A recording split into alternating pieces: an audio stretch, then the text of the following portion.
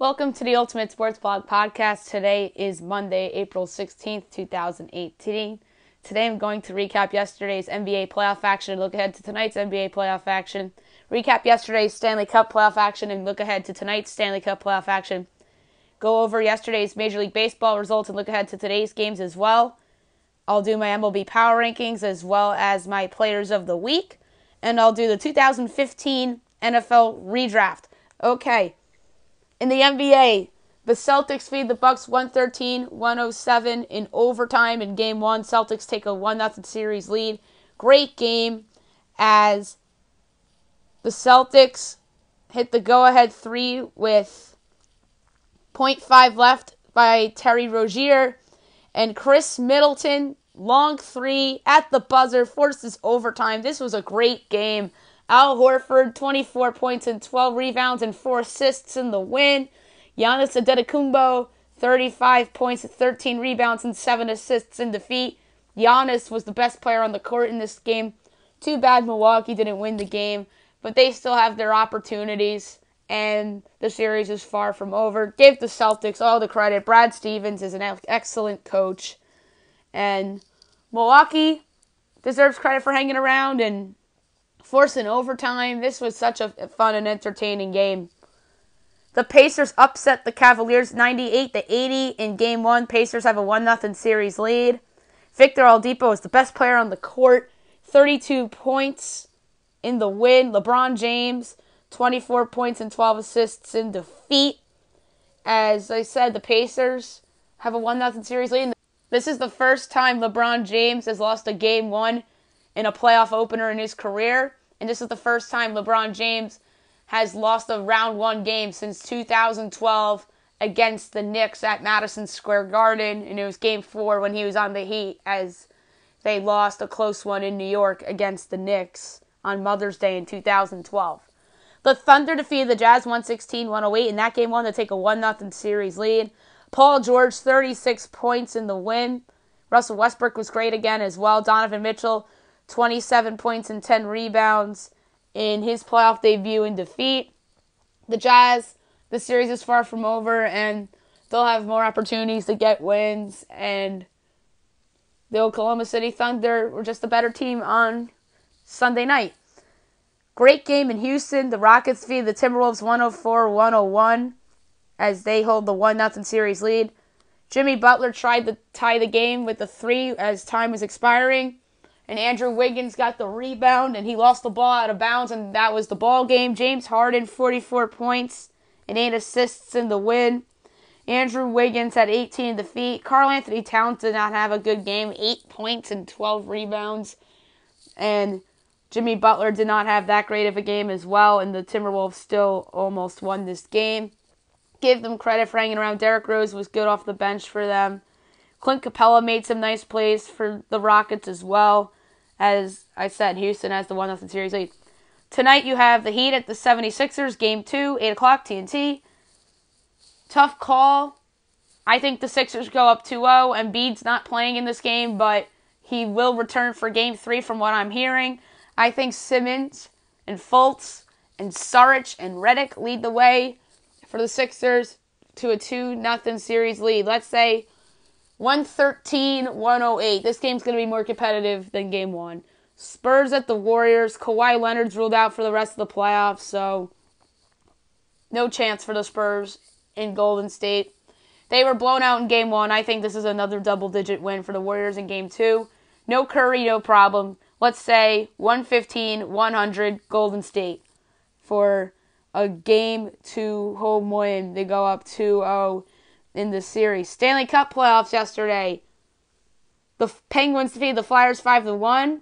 I had the Penguins on the podcast, and I was correct. And in terms of how I did yesterday for NBA playoffs, I did okay. The only game where I was wrong was Cleveland. Oh, and I was wrong with Celtics Bucks too, by the way. So 2-2 yesterday for NBA. I got the Penguins right for hockey. 10 minutes into the game, Sidney Crosby's fourth of the playoffs put the Pens up 1-0 and assisted by Patrick Hornquist. Second period, Derek Brassard on the power play, 2-0 Pens, assisted by Phil Kessel and Chris Letang. 4 minutes later, Evgeny Malkin, second of the playoffs on the power play, 3-0 Pens, assisted by Chris Letang and Sidney Crosby. Brian Dumoulin, 5 seconds later, 4-0 Pens, his first of the playoffs, assisted by Sidney Crosby. Flyers get on the board a little bit later in the second period on a goal by Travis Sanheim to put the Flyers on the board, assisted by Jacob Voracek and Nolan Patrick. Third period, Justin Schultz on the power play, his first of the playoffs, assisted by Evgeny Malkin and Sidney Crosby. 5-1 was your final. Matt Murray was really, really good in this game, as he had 26 saves on 27 shots. A not-so-good game for Brian Elliott, as he gave up 5 goals, 21 saves on 26 shots. I'm interested to see where the Flyers go for goaltending in Game 4. If I'm them, I go with Elliott again, because I just think Elliott's a better goaltender than Mrazek, and has had more playoff success than Mrazek. The Wild defeated the Jets 6-2 to get on the board in the series. It's a 2-1 series now. First period, the Jets actually scored first. Blake Wheeler on the power play put him up 1-0, assisted by Dustin Byfuglien and Patrick Laine. Mikael Granlund on the power play ties it up at 1 apiece, assisted by Mikko Koivu and Eric Stahl. The Wild take the lead on the power play goal by Zach Parise, his third of the playoffs, to give him a 2-1 lead. Mikko Koivu and Jonas Brodin with the assist. Second period, Matt Dumba makes a 3-1 Wild. His first of the playoffs, assisted by Daniel Winnick and Joel Eriksson. Tyler Myers, his second of the playoffs, puts the Jets within 1. Eric Stahl's first of the playoffs put the Wild up 2, assisted by Mikael Granlund and Matthew Dumba. Jordan Greenway's first of the playoffs makes it a 5-2 game, assisted by Matt Cullen and Nick Seeler. Marcus Foligno's first of the playoffs, assisted by Jared Spurgeon and Nick Seeler, got the Wild up 4 goals. There was no scoring in the third period. Connor Hellebuck was pulled for Steve Mason. Mason did a nice job in relief in the third period, and a little bit of mop-up duty, as Hellebuck gave up 6 goals and only had 16 saves on 22 shots. Devan Dubnyk was outstanding, 29 saves on 31 shots. And I said that Dubnyk was capable of stealing games, but give the Wild offense credit. They showed up in this game, as Hellebuck did a good job the first 2 games, and the Wild offense finally broke out in Game 3. If I'm the Jets, you throw Hellebuck back in there for Game 4. I just think he's a better goalie than Steve Mason. Although Mason's had moments for the Flyers in the past in playoff series, and I just like Hellebuck better, personally. The Blue Jackets take a 2-0 series lead with a 5-4 overtime win against the Capitals. A great game.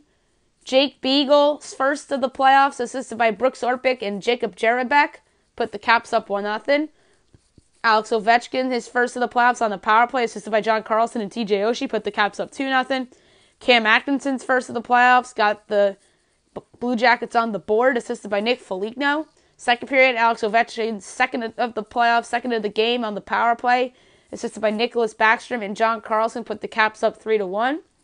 Josh Anderson's first of the playoffs, assisted by Zach Werenski and Seth Jones, got the Blue Jackets within 2. Cam Atkinson on the power play, his second of the playoffs, his second of the game, assisted by Artemi Panarin and Seth Jones, ties it up at 3 apiece. The Blue Jackets take a 4-3 lead on a power play goal by Zach Werenski, assisted by Oliver Bjorkstrand and Artemi Panarin, put the Jackets up 4-3. Third period, with almost 3 minutes to go, TJ Oshie on the power play, his first of the playoffs, ties it up at 4 apiece, assisted by Nicholas Backstrom and John Carlson. Overtime, the winner by Matt Calvert, his first of the playoffs, put the Caps up 5-4. Overtime winner. Zach Werenski and John Anderson with the assists. This was a great game. Braden Holtby made his first appearance of the Stanley Cup playoffs after Philip Gallbauer was pulled after giving up that 4th goal. Braden Holtby in relief, 7 saves on 8 shots. Holtby gave up the overtime winner. If I'm the Capitals, you go to Holtby for Game 3 in Columbus.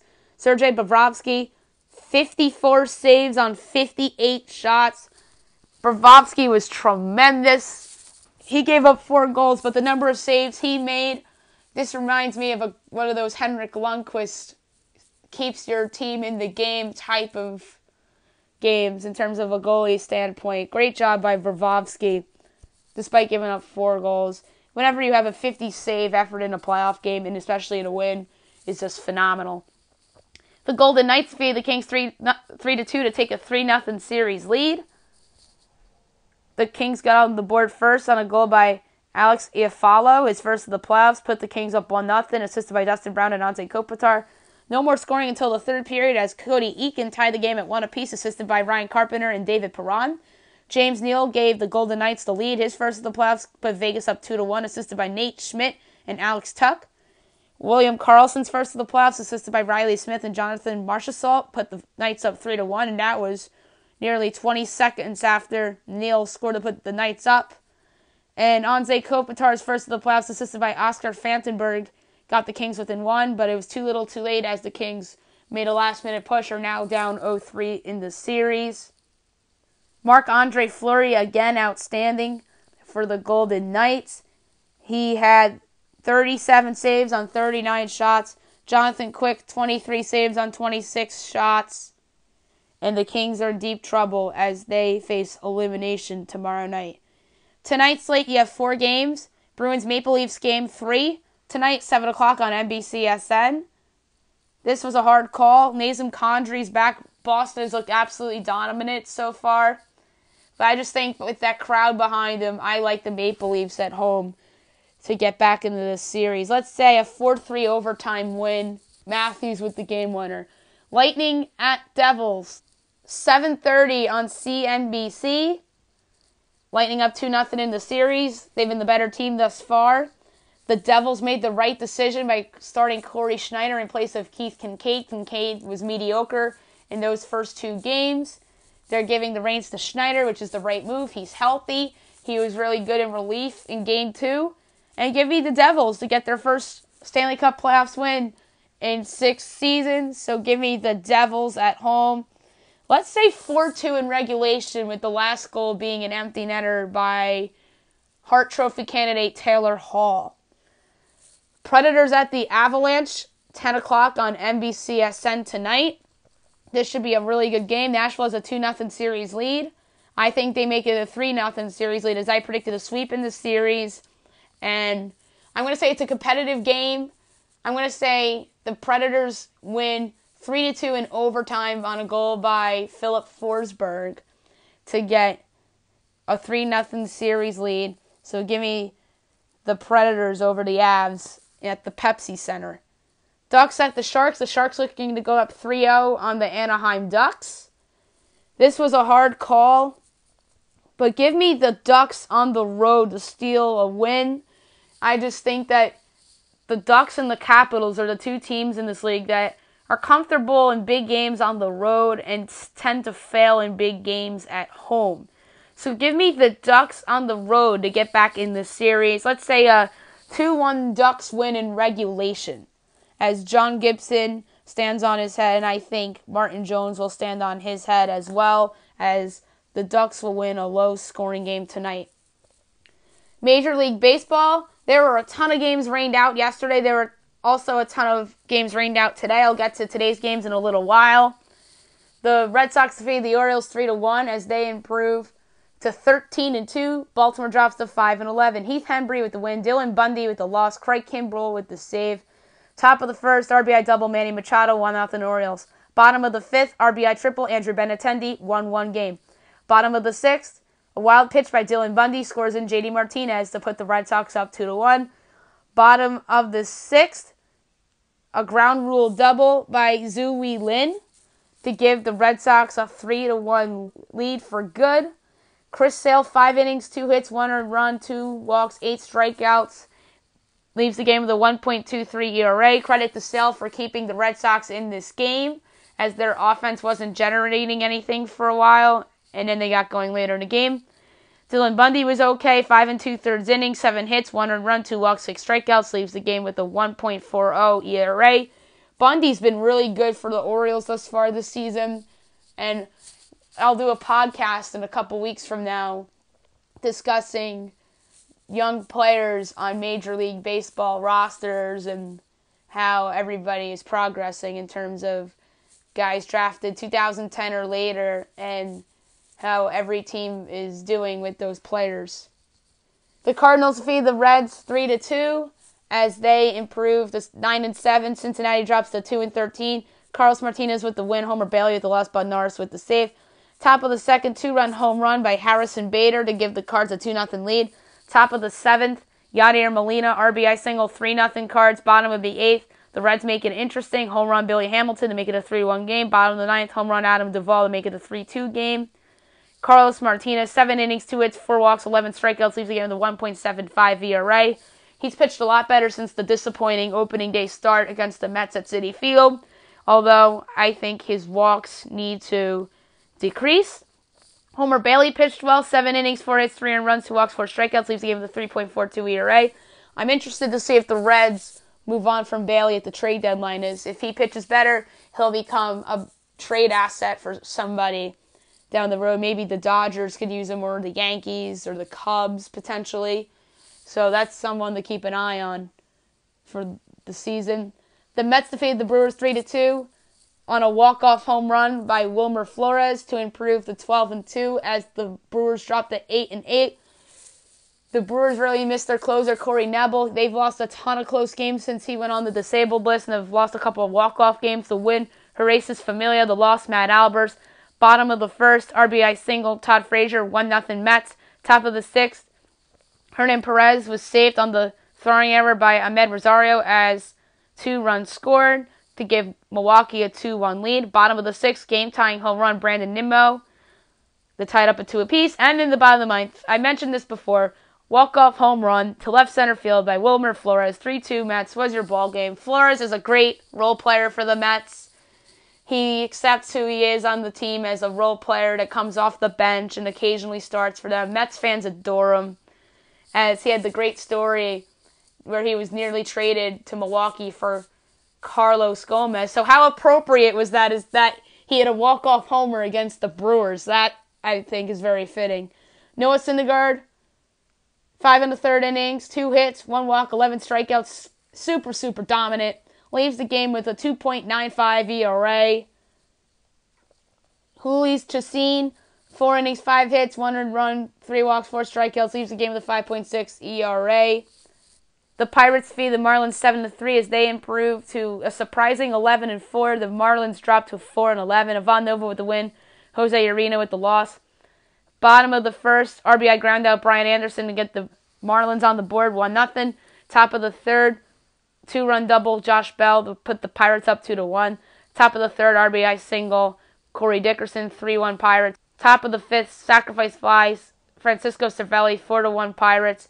Top of the seventh, RBI single, Josh Bell, 5-1 Buccos. Top of the seventh, sacrifice fly, Corey Dickerson, 6-1 Buccos. Bottom of the seventh, 2-run home run, Justin Bour to make it a 6-3 game. Top of the ninth, Starling Marte home run, 7-3 is your final. Ivan Nova, 6 2/3 innings, 6 hits, 3 earned runs, 9 strikeouts, leaves the game with a 4.88 ERA. Jose Urena, 5 innings, 8 hits, 4 earned runs, a walk, and 5 strikeouts, leaves the game with a 5.57 ERA. The Phillies defeated the Rays 10-4 as they improve to 9-5. That is, I believe, 6 wins in a row for the Phillies.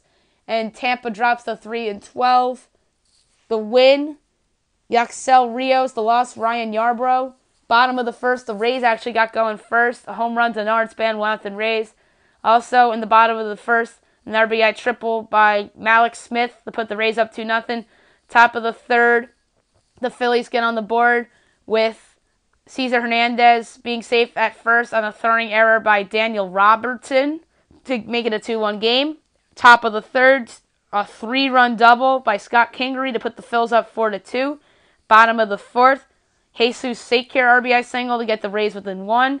Top of the fifth, Rhys Hoskins RBI single to make it a 5-3 Phillies lead. Top of the eighth, a 2-run single by Maikel Franco, 7-3 Phillies. Top of the eighth, a home run by Aaron Altherr to put the Phillies up 10-3. Bottom of the eighth, a bases loaded walk that drove in a run for Denard Span as Philly comes away a 10-4 winner. Ben Lively wasn't really good today for Philly. 4 innings, 7 hits, 3 earned runs, 5 strikeouts, leaves the game with a 5.87 ERA. Ryan Yarbrough wasn't great either. 4 2/3 innings, 3 hits, 2 earned runs, 2 walks, 2 strikeouts. Leaves the game with a 2.84 ERA.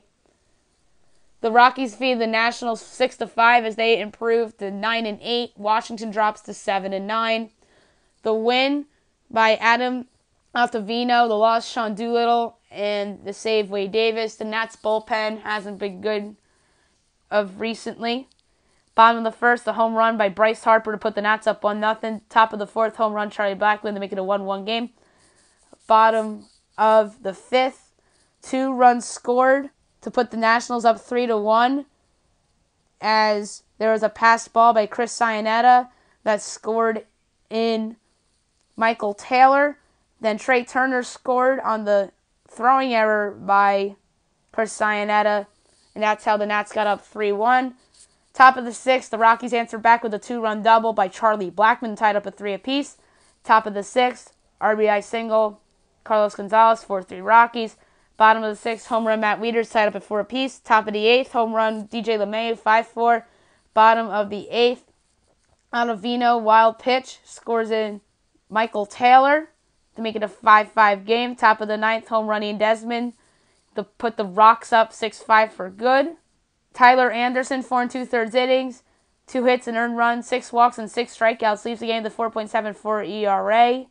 Steven Strasburg, 6 innings, 4 hits, 4 earned runs, a walk and 5 strikeouts, leaves the game with a 3.08 ERA. The A's defeated the Mariners 2-1 as they improved to 6-10. The Mariners dropped to 8-5. Sean Manaea with the win, King Felix Hernandez with the loss, and the save by Blake Terrian. Top of the first, a 2-run home run Jed Lowry put Oakland up 2-0. Bottom of the fifth, home run Taylor Motter got the M's on the board and made it a 2-1 game. That was all the scoring. Sean Manaea was great. 7 innings, 2 hits, 1 earned run, 2 walks, and 4 strikeouts. Leaves the game with a 1.63 ERA. He is pitching like an ace thus far. Felix Hernandez, 6 1/3 innings, 5 hits, 2 earned runs, and 7 strikeouts. Leaves the game with a 5.48 ERA. Hernandez pitched pretty well, but Manaea was just better. The Dodgers got a much-needed win, 7-2 over the Diamondbacks as they improved to 5-9. Arizona drops to 11-4. Clayton Kershaw with the win. Zach Godley with the loss. Bottom of the second, sacrifice fly Kiki Hernandez to put the Dodgers up 1-0. Bottom of the third, 2-run signal Yasiel Puig, 3-0 Dodgers. Bottom of the third, bases loaded walk Chase Utley to put the Dodgers up 4-0. 5-0 Dodgers in the bottom of the fourth on a home run by Chris Taylor. Bottom of the fifth, RBI doubled. Chris Taylor that drove in 2. 7-0 Dodgers. Top of the eighth, the Diamondbacks get on the board with a home run by Paul Goldschmidt to make it a 7-1 game. Top of the ninth, another garbage run for the Diamondbacks as Ketel Marte had an RBI single to make it a 7-2 game. Clayton Kershaw was great. 7 innings, 2 hits, 1 earned run, 12 strikeouts. Leaves the game with a 1.73 ERA as he had his best start of the early season by far. Zach Godley, meanwhile, 4 innings, 5 hits, 5 earned runs, 6 walks, and 4 strikeouts. He had his worst start of the early season as he leaves the game with a 3 ERA. The Padres absolutely destroyed the Giants 10-1 as they improved to 7-10. San Francisco drops to 6-9. San Diego quietly playing a little bit better. Joey Lucchesi with the win, Tyler B with the loss. Top of the first was when the Giants got their lone run on a sacrifice fly by Brandon Belt to put the Giants up 1-0. Bottom of the third, Christian Villanueva, 2-run double to put the Padres up 2-1. Bottom of the fourth, RBI double by Ryan Spagenberg to get the Padres up 3-1. Bottom of the fourth, ground rule double, Jose Peralta to put the Padres up 4-1. Bottom of the fourth as well, RBI single, Freddie Galvis put the Padres up 5-1. Bottom of the fifth, Christian Villanueva home run to put the Padres up 6-1. Bottom of the sixth, RBI single by Frankie Cordero to put the Padres up 7-1. Bottom of the seventh, 2-run triple by Jose Peralta put the Padres up 9-1. Bottom of the seventh, an error by Joe Panik allows Jose Peralta to score and Frankie Cordero to be safe at first base to put the Padres up 10-1 for good. Joey Lucchesi was really good. 6 innings, 5 hits, 1 earned run, 9 strikeouts, leaves the game with a 1.66 ERA. Tyler Beede, meanwhile, terrible second game. 3 2/3 innings, 6 hits, 5 earned runs, 3 walks, 6 strikeouts, leaves the game with an 8.22 ERA. And last but not least, in what was the most fun game of the night, and I'll tell you why in a minute, the Rangers defeated the Astros 3-1 in 10 innings as the Rangers improve to 6-11. Houston drops to 10-6. What made this game so much fun, Bartolo Colon, the 44-year-old pitcher, carried a perfect game into the 8th inning, and then he loses the perfect game with a walk, and then his ex-teammate from Oakland, Josh Reddick, breaks up the no-hitter with the single that put the go-ahead run on base. Top of the 3rd, Robinson Chirinos home run, 1-0 Rangers. Bottom of the 8th, sacrifice fly, Yuli Gurriel tied up at 1 apiece. Top of the 10th, a 2-run double by Robinson Chirinos that scored in Joey Gallo, and Ronald Guzman gave the Rangers a 3-1 win. Colon was just great. 7 2/3 innings, 1 hit, 1 earned run, a walk, and 7 strikeouts. Leaves the game with a 1.45 ERA. Justin Verlander, 8 innings, 1 hit, 1 earned run, 1 walk, 11 strikeouts. Leaves the game with a 1.35 ERA. Verlander's just been tremendous. Keone Kela got the win. Hector Rondon with the loss, and Jake Dykman with the save. Today's action, before I get into the power rankings and everything, you have the Marlins at the Yankees. Giancarlo Stanton's first game against the Marlins. I'm interested to see how he plays in this game. Orioles Red Sox was supposed to be this morning. It would have been the Patriots Day game. That was postponed. That makeup date will be May 17th. Cardinals at the Cubs was supposed to be the ESPN game tonight. That is being made up on July 21st as that game was postponed as well. 7 o'clock, Rockies Pirates. The NL's biggest surprise against a team that made the playoffs a year ago. Should be fun. Royals Blue Jays. Nationals Mets. And then Marlins Yankees, you have Caleb Smith against Luis Severino. Rockies Pirates, you have Herman Marquez against Stephen Brault. You have, going for KC, Eric Suglin against Jaime Garcia. And the most intriguing game of the night, Nationals Mets. The NL East preseason favorite against the current NL East leader. This is going to be a very fun game. I wish ESPN had chosen this game instead of Cardinals Cubs due to the Mets' hot start. And you have Jeremy Hellickson going for the Nationals, his starting debut against Jacob deGrom of the Mets. This is going to be a great game. I can't wait to watch it. You have the Rangers against the Rays. You have the Rangers coming off the nice series win against the Astros as they travel to St. Pete. Martin Perez against Blake Snell is your pitching matchup. You have the Phillies at the Braves. This was an opening week series as the Phillies go to Atlanta where they begin their season, and they're playing a lot better since the debacle they had in Atlanta. Aaron Nola against Julio Teheran, and ironically enough, that was the opening day matchup where Gabe Kapler pulled Nola in the 6th inning of that game with the low pitch count, and that should be an interesting game. You have the Brewers hosting what is the worst team in baseball right now in the Cincinnati Reds. Brent Sutter against Luis Castillo. You have the White Sox against the Athletics with Reynaldo Lopez, who's been outstanding this season, only giving up 1 earned run in 13 innings against Daniel Mengden of Oakland. You have the Astros at the Mariners. James Paxton against Dallas Keuchel. Keuchel and Paxton both off the slow starts this season. And the Dodgers looking to get right against the Padres, and the Padres are playing a little bit better right now. You have Heijun Ryu, who pitched tremendously in his last start, against Robbie Erlin, who pitched well for the Padres in his last start. This week's power rankings, you have some movement in them. I'm going to go from 30 to 1. I think I gave away who 30 is on my power rankings, and that's obviously the Cincinnati Reds, who are 2-13, got swept by the Cardinals over the weekend and swept by the Phillies. They have lost 8 straight games coming into today's action. Does Byron Price keep his job? Maybe he might be fired by the time this month's over. The Reds are at the Brewers for 3, off day Thursday, and then they're at the Cardinals over the weekend. So the big story with Cincinnati is the future of Byron Price. And I won't be overly shocked if we're talking about a 15-game losing streak for the Reds. Although, let's face it, 15-game losing streaks are hard to come by in Major League Baseball, as well as 15-game winning streaks are. Number 29 is the Tampa Bay Rays. I had Tampa Bay at 30 last week, but they've picked up a couple of wins over this past week as the Reds went winless this last week. The Rays took 2 out of 3 against the White Sox to start the week and then were off Thursday and got swept by the suddenly rejuvenated Philadelphia Phillies. They are home all week this week as they open a series against the Texas Rangers for 3, with the off day Thursday, and then 3 against the Minnesota Twins. I won't be overly shocked if that's 4-2, but at the same time, I won't be overly shocked if that's 2-4.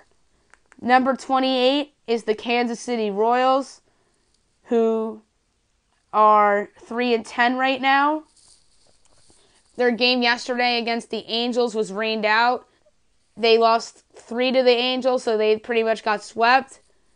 And they did win a game on Monday against the Royals, but since then they've lost 5 in a row to the Mariners and the Angels. This week they're at Toronto, off day Thursday, doubleheader in Detroit on Friday, and then 2 more games in Detroit on Saturday and Sunday.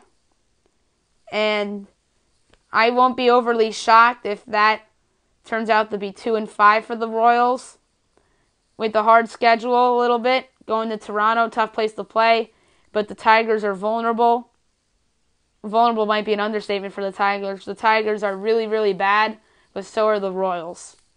So I won't be shocked if that's 2-5 or 3-4. Anything better than 3-4 would be good for Kansas City, especially if they're able to pick off the Blue Jays in Toronto. Number 27 is the Miami Marlins, who are currently 4-11. I won't be surprised if this is the number 3 team for most of the season. They begin the week at the Yankees, and they are off on Wednesday as they go to Milwaukee for a 4-game set. So, interesting for the Marlins is that they face Giancarlo Stanton today and tomorrow, unless today's game gets rained out. And over the weekend, they face Christian Yelich. So, get ready for a ton of good play from their former outfielders this week. I won't be shocked at all if Stanton homers more than twice in 2 games against the Marlins, and I won't be shocked at all if Christian Yelich has a big series against the Marlins this upcoming weekend. This past week, the Mets went into Miami and swept the Marlins as Mets fans were taking over the stadium down there in Miami, and then they actually picked up a win Friday against the Pirates and then lost the last 2 against the Pirates, so they went 1-5 of the week. I won't be shocked if they go 0-6 this week, the Marlins, because they're on the road against 2 teams that should be contending by the end of the year that are off to slow starts, both the Yankees and the Brewers. 26, I mentioned them a couple minutes ago, and that's the Detroit Tigers, who are 4-9 right now. They had their weekend series against the Yankees pretty much all postponed. They played on Friday against the Yankees as they lost. And then they began the week with 4 games in Cleveland where they were swept. They're on a 5-game losing streak right now. Could have very well been a 7-game losing streak if those games weren't rained out against the Yankees. The good news for the Tigers is that they open up the week against the Baltimore Orioles tomorrow. And the Orioles are not off to a good start either. And then I mentioned the Royals before, how the Tigers host them for 4 games in 3 days with the doubleheader on Friday. I won't be surprised if the Tigers actually have a decent week. 4-3 would be good for them. We'll see how they do against weaker teams in the American League. 25 is the Chicago White Sox, who are arguably the most disappointing team in the American League thus far, unless you say the Yankees, who are the obvious choice for that right now. But the White Sox case is that they're 4-8 and they lost a bunch of games to weaker opponents like the Tigers. But in fairness to them, that a lot of their games are postponed. Their entire series against the Twins was pretty much postponed, although they played Thursday and were defeated 4-0. by them, and they did lose 2 out of 3 to the lowly Tampa Bay Rays, and that's why there's your argument for most disappointing team with the AL for the Chicago White Sox, as they should be able to pounce on weaker opponents such as the Rays and the Tigers with a lot of their young players in that lineup and whatnot.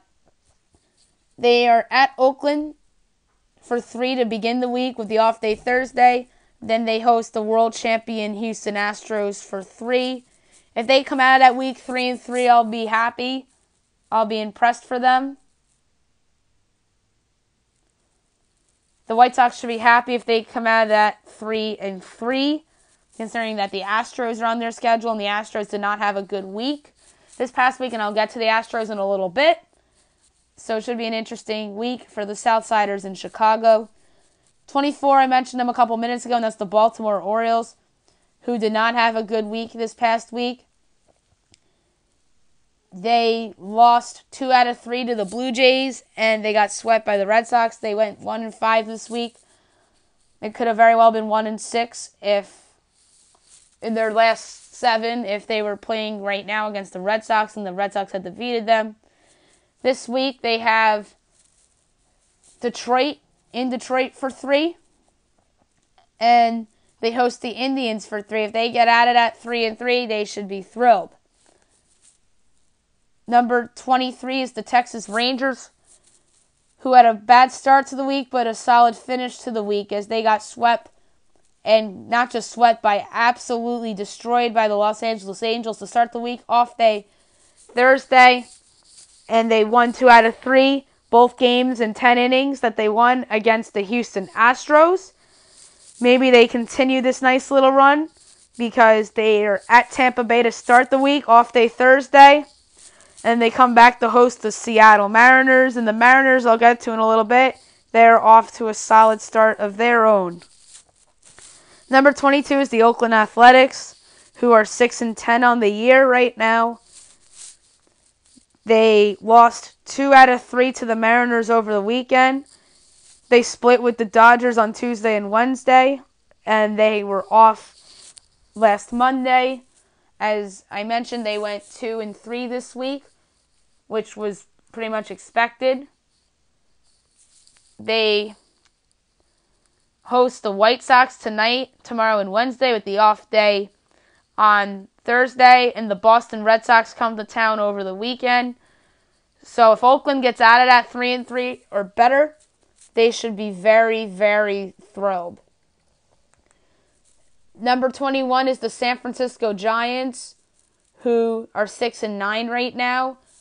They were 500 a couple days ago, but they were swept. They lost 3 out of 4 to the Padres, which is disappointing. And they lost 2 out of 3 to the Diamondbacks at home. So they went 2-5 this week.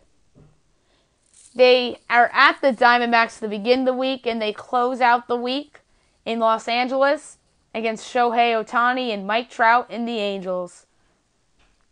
So it should be an interesting week for the Giants. Madison Bumgarner's still on the disabled list, and I predicted on my predictions podcast that he'd be traded because I didn't think that the Giants would get off to a good start without him, and I, in theory, predicted that he'd come back and pitch well, but the team as a whole wouldn't be playing well as their age was showing to some of their key guys as Bumgarner would be traded at the deadline. We'll see if that comes into fruition eventually. I just mentioned them a second ago. Number 20 is the San Diego Padres, who are 7-10 right now. They've been playing a lot better lately as they won 3 out of 4 over the weekend against the San Francisco Giants. And they began the week taking 2 out of 3 from the Colorado Rockies. So a great week for the Padres as they went 5-2. They begin the week hosting the Los Angeles Dodgers, who are off to a slow start of their own. I'll get to them in a little bit. And the Padres close out the week at the Diamondbacks. So keep an eye out for the Padres. I think they would gladly take 3-3. Number 19, I just mentioned them, the Los Angeles Dodgers, who are currently sitting in last place in the NL West right now, 5.5 back of Arizona. And they lost 2 out of 3 to Arizona over the weekend, and before that, they split with the Athletics, and they were destroyed against the Athletics and then destroyed Saturday against the Diamondbacks. I mentioned a couple minutes ago, they begin the week at the Padres, and they close out the week hosting the Washington Nationals, and on Sunday, they're going to be on Sunday Night Baseball. This is a big week for the Dodgers, and they got to come out of this 4-2. The Colorado Rockies sit at number 18 at 9-8, so that's interesting that I have all the NL West teams together pretty much. The Rockies have been a little inconsistent. They lost 2 out of 3 to begin the week against the Padres. And then they took 3 out of 4 very impressively against the Washington Nationals. They begin the week at Pittsburgh. It should be interesting for them with the off day on Thursday. Then they host the Chicago Cubs for 3. If they get out at 3-3, they should be okay. Number 17, the very quietly 8-6 Atlanta Braves, who aren't getting much attention right now, but deserve some attention for their surprisingly good start. They began the week taking 1 out of 3 against the Nationals, and they split with the Cubs, and their game on Sunday was postponed, and that will be made up on May 14th. They begin the week hosting the Phillies, and that's where they began the season, as they took, I believe, 3 out of 4 from the Phillies to open up the year, and they close out the week hosting the red-hot New York Mets. So the Braves have an interesting week against division opponents ahead. If they get out of that 4-3, they should be proud, especially if they split or do better than a split against the Mets. Number 16, I just mentioned them a couple minutes ago, the Washington Nationals, who are 7-9 right now. Slower start, a little bit of a benefit of the doubt coming from me for the Nationals, as I think they'll be fine long term. They started the week winning 2 out of 3 against the Braves, and then they laid an egg against the Rockies as their bullpen struggled, as well as their offense did a little bit, losing 3 out of 4 to the Rockies. They opened the week at Citi Field against the red-hot Mets.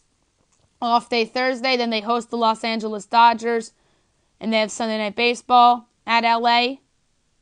I'm sorry, I said they host the Dodgers, but no, I meant to say they are at the Dodgers, as they'd be on the West Coast this weekend and to begin next week, as the Nats are facing monumentous pressure, and they better get at it at 3-3 or better.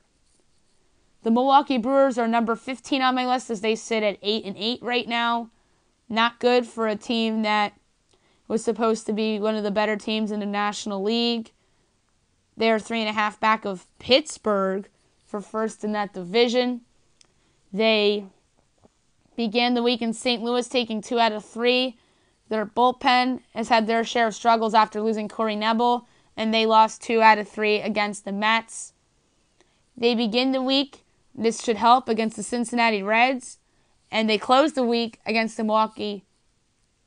They close the week with 4 games against the awful Miami Marlins, so Milwaukee better get out of that 5-2 or better, or else there's going to be people talking. In theory, they take 2 out of 3 against the Reds, 3 out of 4 against Miami. If not, do better than that. Your schedule's easing up, and take advantage of it, and you get Neville back, and you'll be fine for long term. Number 14 is the St. Louis Cardinals, who are currently 9-7. But let's be honest, it's a soft 9-7 as they're coming off of the sweep of the Cincinnati Reds. And it was a 4-game sweep, and it was a much-needed series win for them. And prior to that, they lost 2 out of 3 to the Milwaukee Brewers. They opened the week at Wrigley Field with which should have been 3 games against the Cubs, which now is going to be 2 games against the Cubs, as tonight's game was postponed to July 21st. And they close out the week hosting that same Cincinnati Reds team that might be firing their managers sometime soon. So it's a big week for the Cardinals, and should get out of that week 4-1 with that Cubs game rained out. Number 13 is the very quietly 8-5 Seattle Mariners. I think it's a little soft 8-5 because they played Oakland in Texas. And the Royals too. Wait a minute, I don't think they played the Rangers. I meant to say the Royals. I knew it was an R team. They won 2 out of 3 against the Royals in KC. And then they won 2 out of 3 against Oakland at home. So that was a 4-2 week for them. Very solid on Seattle's part. They did what they had to do. A tough challenge awaits for them this upcoming week as they host the reigning world champion Houston Astros for 4. And this weekend, they go to Arlington to face the Texas Rangers. So my mess up was I said the Rangers instead of the Royals in terms of the weaker American League team that the Mariners had faced. Number 12, the 9-5 Philadelphia Phillies, winners of 6 in a row, as they went 6-0 this week, as they swept the Cincinnati Reds, and they swept the Tampa Bay Rays in St. Pete. They begin the week where they started the season in Atlanta against the Braves. And they host the surprising Pittsburgh Pirates for 4 over the weekend. So that's going to be an interesting series for Philadelphia as well. If they come out of this 4-3 or better, I think they're in tremendous shape. Number 11, the 7-7 Chicago Cubs. Bit of a generous ranking because a couple of their games postponed and a couple of weird losses for them. I think they'll be fine. 3 games set against the Pirates. They lost 2 out of 3 to start the week, and they closed the week splitting with the Atlanta Braves after yesterday's game was postponed. Their game tonight against the Cardinals was postponed, as that's going to be made up on July 21st. They host the Cardinals tomorrow and Wednesday, and they close out the week at Colorado. Come out of that week 3-2 or better, they'll be fine. Number 10, the 7-7 New York Yankees. A bit of a generous ranking for the Yankees as they have been disappointing to start the season as a team. And part of the number 10 is that they were rained out the last couple days and could very well be rained out tonight against the Marlins. They only played 1 game over the weekend against the Tigers. That was Friday night, and they got the win. And they lost 2 out of 3 to the Red Sox. So that was a 2-2 week for the Yankees.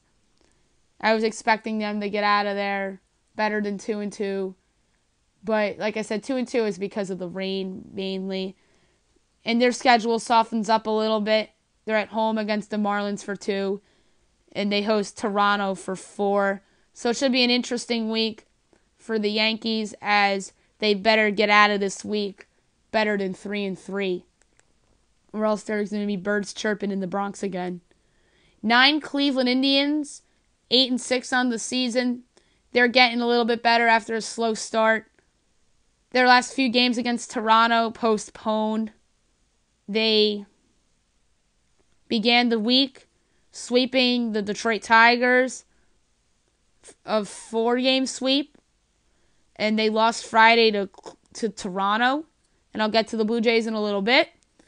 As Cleveland went 4-1 this week, probably would have been better than 4-1 if those 2 games weren't postponed. Tomorrow and Wednesday, they play the Twins in San Juan, Puerto Rico, so that should be interesting. And both of those games will be nationally televised. Tuesdays on FS1 and Wednesdays on ESPN. And they close out the week at Camden Yards against the Baltimore Orioles, as that's a 4-game set, Friday, Saturday, Sunday, Monday. So the Indians would be fine if they got out of that 3-3, because I think the Orioles at home are a better team, and I won't be surprised if they start swinging the bats down in Camden Yards eventually. 8 Pittsburgh Pirates, the very surprising 11-4 Pittsburgh Pirates, who reside in first place in the National League Central right now. They had a nice week as they took 2 out of 3 from the Chicago Cubs to begin the week, and they close out the week taking 2 out of 3 from the dreadful Miami Marlins. That's 4-2, and that's pretty good. Although I'd much rather them sweep the Marlins and then lose the 2 to Chicago. But it is what it is. They had a solid week. And it should be interesting as they host Colorado tonight through Wednesday, and they close out the week in Philadelphia for a 4-game set against the streaking Philadelphia Phillies. 7, the Minnesota Twins. They sit at 7-4. A bit of a generous ranking for the 7-4 Minnesota Twins. They had a couple rainouts against the White Sox, and they beat the White Sox on Thursday. And then before that, they took 2 out of 3 against the Astros, which is why they are ranked this highly. They went 3-1 this week with 3 postponed games. They play the Indians in San Juan, Puerto Rico to begin the week for 2, and they close out the week at Tampa Bay against the Rays for a 3-game set. So an interesting couple days coming up for the Minnesota Twins. 6, the surprising 9-5 Toronto Blue Jays. They were postponed these last 2 games because of rain. Maybe their ranking would have been a little better or a little worse, depending on how those 2 games would have played out. They defeated the Indians on Friday, and prior to that, they took 2 out of 3 against the Orioles, so they went 3-1 this week. They begin the week hosting the Royals, and they close out the week with a 4-game set against the Yankees. They'll be happy coming out of that 4-3 or better. Number 5, the reigning world champion Houston Astros, who sit at 10-6 right now in second place in the the American League West. They lost 2 out of 3 against the Twins and followed up losing 2 out of 3 against the Rangers at home. So their bullpen was an issue this week as they gave up a couple big hits to the Twins on Wednesday, and then their bullpen was a struggle on Saturday and Sunday as those games were losses in extra innings. Interesting week ahead for the Astros as they travel to Seattle for 4, and they go to Chicago to 3 against the White Sox. They better come out of that 4-3 or better, or else I'll start to be concerned about the world champions a little bit. Number 4, the 11-4 Arizona Diamondbacks, who have been tremendous this season, despite coming off a loss yesterday to the Dodgers. They won 2 out of 3 in Los Angeles against the Dodgers, and prior to that, they won 2 out of 3 in San Francisco against the Giants. So all around, a very good week for the Diamondbacks. They have to take that for good. And they have an easy schedule this week as the Giants come to town for 3 with the off day today, and the Padres come to town for 3. They better come out of that 4-2 or better, even though San Diego's playing a little bit better, and the Giants have some vets on that team as well. So they better come out of that 4-2 or better, the Diamondbacks. Number 3, the first place in the AL West, 13-3 Los Angeles Angels. Very good week for them. Coming off the sweep of the Royals. Their game Sunday was postponed. And prior to that, they swept the Rangers, absolutely destroyed the Rangers in Texas. They are winners of 7 straight games. Very impressive. Probably would have been 8 in a row because Ohtani was slated to pitch yesterday. But they're going to go for 8 straight games tomorrow night, hosting the Boston Red Sox, as Boston's in town Tuesday, Wednesday, and Thursday. And they close out the week hosting the San Francisco Giants. I'm very enticed for that Red Sox series for the Angels. They better come out of that week better than 3-3, or else that'd be disappointing for them. So 2 out of 3 against the Red Sox, 2 out of 3 against the Giants would be fine for Los Angeles. Number 2, the New York Mets, who I had number 1 last week in these rankings, are at 12-2 right now. They finally suffered a loss on Saturday against the Brewers. So they took 2 out of 3 against the Brewers over the weekend, and prior to that, they swept the Marlins in Miami, and that's what they were supposed to do. This week, they host the Nationals for 3 beginning tonight, and they close out the week in Atlanta for a 4-game set against the Braves. 4-3 or better for the Mets should be the expectation for them, considering the great start and everything. And my number 1 team for the week, the first place 13-2 Boston Red Sox. Tremendous week for Boston, taking 2 out of 3 against the Yankees. That arguably should have been a sweep. The Boston Red Sox had a sloppy 7th inning, a couple wild pitches that the Yankees took advantage of, and the Yankee bullpen got the job done in Boston on Wednesday night as they held on for the 10-7 victory to snap the Red Sox winning streak. that Red Sox winning streak could have been longer if Boston didn't have that sloppy 7th inning as that game's momentum shifted. But give the Yankee bullpen credit. Maybe the Yankees still do hold on for an 8-7 win instead of a 10-7 win. But still, the Red Sox, an impressive beatdown of the Yankees Tuesday.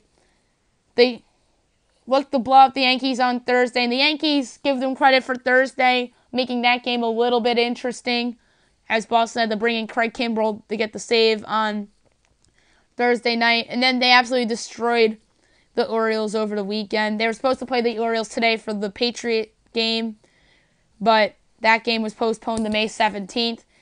They begin the week tomorrow night in Los Angeles against Shohei Ohtani and the Angels. The Red Sox are going to be facing Ohtani tomorrow night as David Price will get the ball for Boston. That is going to be a very interesting game. I wish ESPN was airing it because I'm very enticed for that game. So they begin the week with 3 against the Angels with the unexpected off day today, and they close out the week at Oakland against the Athletics. They better come out of that series 4-2 or better, or else that'd be disappointing. And that's it for the power rankings. Players of the week, the American League Player of the Week, Mike Trout, the Angels. A lot of home runs this week as he's led the Angels to a great winning streak right now as the Angels look to continue their winning ways against the Red Sox this week to begin the week, and should be an interesting week for the Angels. So the pick for American League Player of the Week is Mike Trout. You have other nominees for that as well, but the easy choice is Trout. National League Player of the Week pick, very hard call, but give me Yadier Molina of the St. Louis Cardinals, who helped the Cardinals to the sweep of the Reds. A lot of home runs in that Red series, and a ton of big hits for them as well. You could have gone with a couple other Cardinals, such as Jose Martinez or Carlos Martinez, but no, I'm going to go with Yadier Molina, who's the rock of that Cardinals pitching staff, and who is off to a tremendous start this season. The NFL ReDraft from 2015. What picks are same? What picks are different? I'm going to reveal that to you right now, as there's a couple interesting choices, a couple debatable ones, as people will say to me on Twitter or just in person in general. Here we go. Number 1, Tampa Bay Buccaneers, Marcus Mariota, quarterback, Oregon. Tough call between Mariota and Jameis Winston, but the Bucs take the safer bet in Mariota this time around. Although Winston has made a Pro Bowl appearance in 2015 and Mariota had struggled at times, Mariota is poised to break out in 2018 in a new offense. Although I still think Winston's going to be a good pro, but Mariota has the higher floor as Winston has the higher ceiling. The actual pick, Winston. Number 2, Tennessee Titans, Jameis Winston, quarterback, Florida State. The Titans take Winston here with Mariota off the board. As I mentioned before, Winston has the higher ceiling than Mariota, although Mariota has the higher floor. And the Titans would still get a franchise guy here as Mariota is taken by the Bucs. The actual pick, Mariota. 3, Jacksonville Jaguars, Brandon Scherff, offensive tackle, Iowa. The Jags go with Scherff here to improve their offensive line. Scherff has been one of the more underrated tackles in the league and has made the last 2 Pro Bowls and will be paid by the Redskins next year. The actual pick, Dante Fowler Jr., defensive end, Florida. Oof, Fowler's been a bust. 4, Oakland Raiders, Vic Beasley, defensive end, outside linebacker, Clemson. Beasley is one of the more underrated pass rushers in this league, and he led the league in sacks in 2016 and has been in the Pro Bowl. Imagine Khalil Mack and Beasley on the same defensive line. The actual pick, Amari Cooper, wide receiver, Alabama. 5, Washington Redskins, Todd Gurley, running back, Georgia. Gurley is arguably the league's best running back right now, and he has been phenomenal in his career, with the exception of the 2016 season in which Jeff Fisher got fired. If Gurley was on the Redskins, it probably would have made Kirk Cousins look better, and perhaps he could have been traded instead of let go in free agency. The actual pick, Brandon Scherff, offensive tackle, Iowa. 6, New York Jets, Leonard Williams, defensive end, USC. No do-over here as the Jets take their guy in Williams, who's the best defensive lineman on the Jets roster right now. Williams didn't have a great year last year, but he made the Pro Bowl in 2016. I think he's closer to the guy that made the Pro Bowl rather than the guy that wasn't great last year. The actual pick, Williams. 7, Chicago Bears, Amari Cooper, wide receiver, Alabama. The Bears take Cooper here to be their number 1 receiver.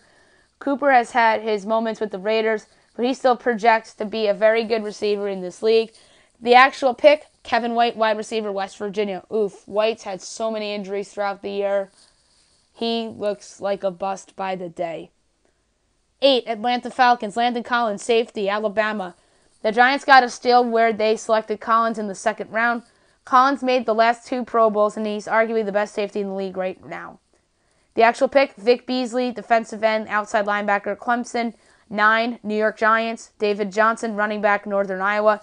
The Cardinals got a steal where they selected Johnson in the first round. Johnson can do it all and made the Pro Bowl in 2016. Imagine Johnson and Odell Beckham Jr. in the same offense with a good offensive line behind Johnson. That would prolong Eli Manning's career even longer, as the Giants probably wouldn't be looking for a long-term replacement for Eli in this draft with the number 2 pick this year. The actual pick, Eric Fowlers, offensive tackle of Miami. Oof, he's a bit of a bust. 10, Los Angeles Rams, Melvin Gordon, running back, Wisconsin. With Gurley off the board, the Rams take Gordon to be their lead running back. Gordon is pretty much a poor man's Gurley, but he isn't relied on in the Chargers offense like Gurley is in the Rams offense. The actual pick, Todd Gurley, running back, Georgia. 11, Minnesota Vikings, Jay Ajayi, running back, Boise State. The Dolphins got a steal with Ajayi at where they selected him in the 5th round. Ajayi made the Pro Bowl in 2016 and helped the Eagles win the Super Bowl last year. The actual pick, Trey Waynes, cornerback, Michigan State. I still like Waynes. He was benched last year, or was it the year before where Zimmer benched him, but I wouldn't be overly surprised if he's the next breakout star in Mike Zimmer's defense. 12, Cleveland Browns, Nelson Aguilar, wide receiver, USC. Aguilar has been a little inconsistent on the Eagles and had some injuries as well. Aguilar was a big part of the Eagles' Super Bowl run a season ago, and when he's healthy, he's pretty productive. The actual pick, Danny Shelton, defensive tackle, Washington. 13, New Orleans Saints, Ronald Darby, cornerback, Florida State. Darby is a pretty solid pro as he was Defensive Rookie of the Year candidate as a rookie. He certainly helped the Eagles win the Super Bowl last year and would have been a nice fit in the young Saints defense. The actual pick, Andres Pete, offensive tackle, Auburn. 14, Miami Dolphins, Tyler Lockett, wide receiver, Kansas State.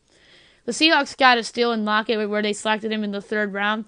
He made the Pro Bowl as a rookie in 2015 and made either the first or second All-Pro team in each of his first 3 seasons. The actual pick, Devontae Parker, wide receiver, Louisville. 15, Los Angeles Chargers from the San Francisco 49ers. Kawan Alexander, linebacker, LSU. Alexander proved to be a steal where the Bucs selected him in the 4th round. Alexander made the Pro Bowl last season and would have fit nicely in the Chargers defense. The actual pick, Melvin Gordon, running back, Wisconsin.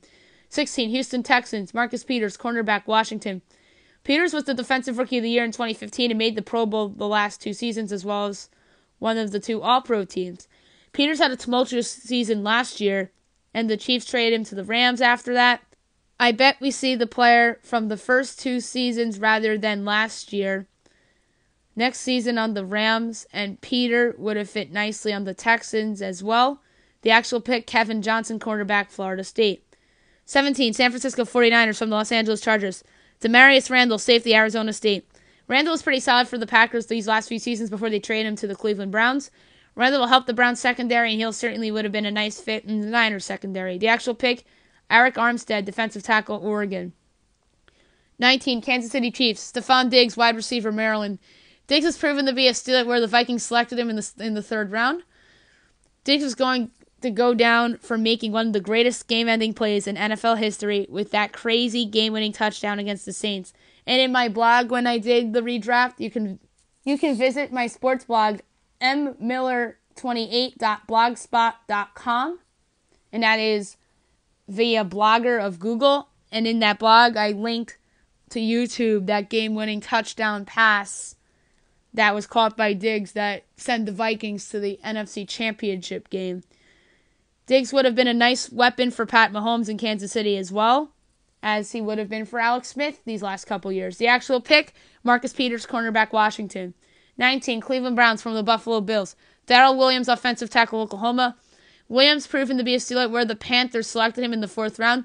Williams made the All-Pro team last season, well, the 2nd team, after having a breakthrough season, and he would have been a nice fit on the Browns' offensive line as well. The actual pick, Cameron Irving, offensive tackle, center from Florida State. 20, Philadelphia Eagles. Donovan Smith, offensive tackle, Penn State. Smith proved to be a bit of a steal at where the Bucs selected him in the second round. Smith has started every game he's played throughout his career and has done a nice job protecting Jameis Winston these last few seasons. The actual pick, Nelson Aguilar, wide receiver, USC. 21, Cincinnati Bengals, Mitch Morse, guard, Missouri. Morse is one of the more underrated guards in the league as he's done a nice job helping protecting Alex Smith these last few seasons. Morse missed time last season due to a foot injury. He would have made the Bengals offensive line better as well. The actual pick, Cedric Ogbuehi, the offensive tackle of Texas A&M. 22, Pittsburgh Steelers, Malcolm Brown, defensive tackle, Texas.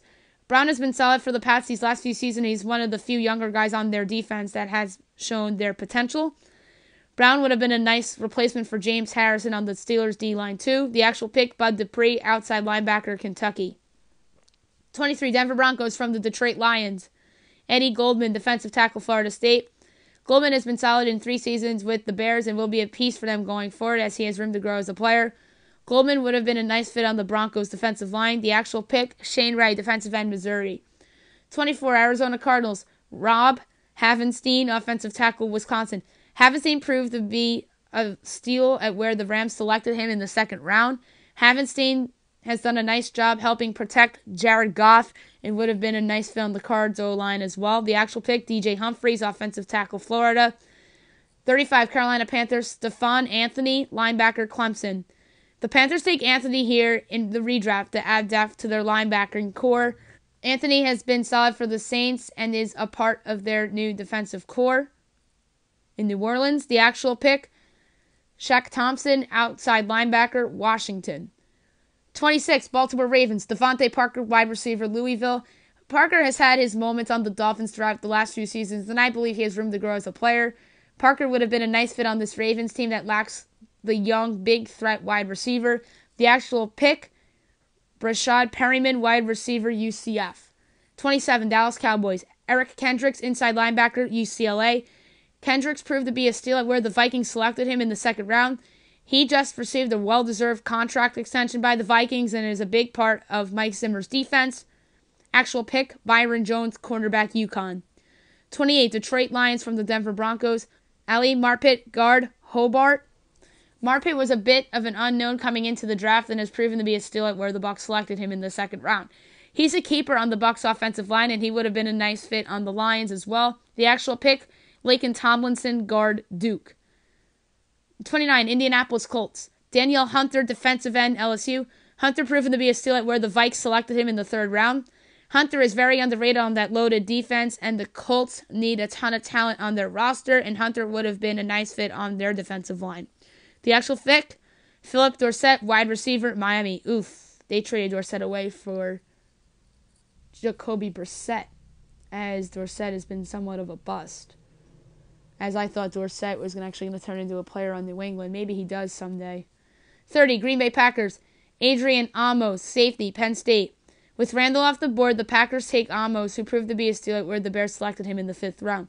Amos is a part of the Bears' present and future, as he was named to the Pro Football Focus's All-Pro team a season ago. The actual pick, Demarius Randall, safety, Arizona State. 31, New Orleans Saints from the Seattle Seahawks, Cameron Irving, center, offensive tackle from Florida State. With Anthony off the board, the Saints switch focus to offense as they take Irving to bolster their offensive line. Irving has versatility, and he's shown that with the Browns. The actual pick, as I mentioned, Stephon Anthony, the linebacker of Clemson. Tevin Coleman, running back, Indiana. Coleman proved to be a steal at where the Falcons picked him in the 3rd round. He's an overqualified backup on the Falcons roster behind Devontae Freeman, and maybe he'd be the starting running back on the Patriots. The actual pick, Malcolm Brown, defensive tackle, Texas.